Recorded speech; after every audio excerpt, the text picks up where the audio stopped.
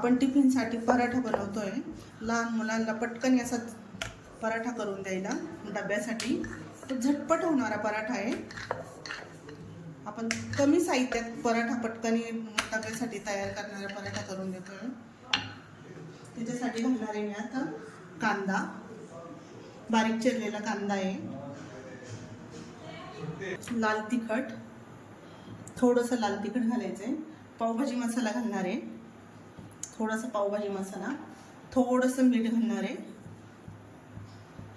कोथिंबीर घालणार आहे थोडीशी, त्याच्यात घालणार आहे कस्तुरी मेथी थोडीशी,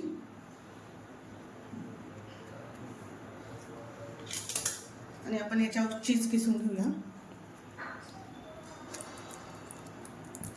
छान असं चीज किसून घ्यायचं आहे.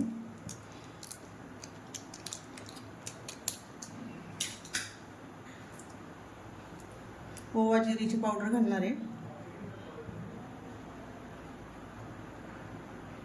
असं थोडंसं असं पांगून घ्यायचं, थोडंसं इथून मधून कट करायचं याला.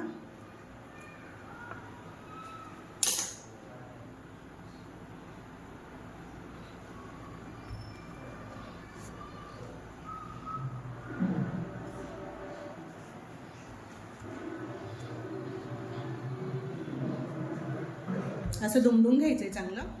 थोडासा जाडसर लाटायचंय पराठा. त्याला पीठ लावून लाटूया आपण छान असं.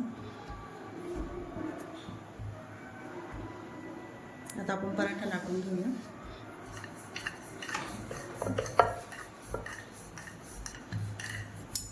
जास्त पातळ काही लाटायचं नाहीये. याला भाजताना खरपूस भाजायचं, खमंग भाजायचं असं. आपण आता याला तूप टाकून भाजून घेऊया.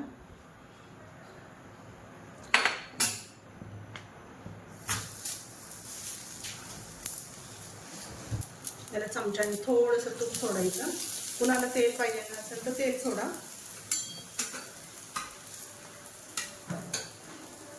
पलटी करून घेऊया. इकडून पण थोडंसं तूप सोडायचं खालच्या बाजूनी. छान असा पराठा झालेला आहे. आता तूप भाजून झालेला आहे.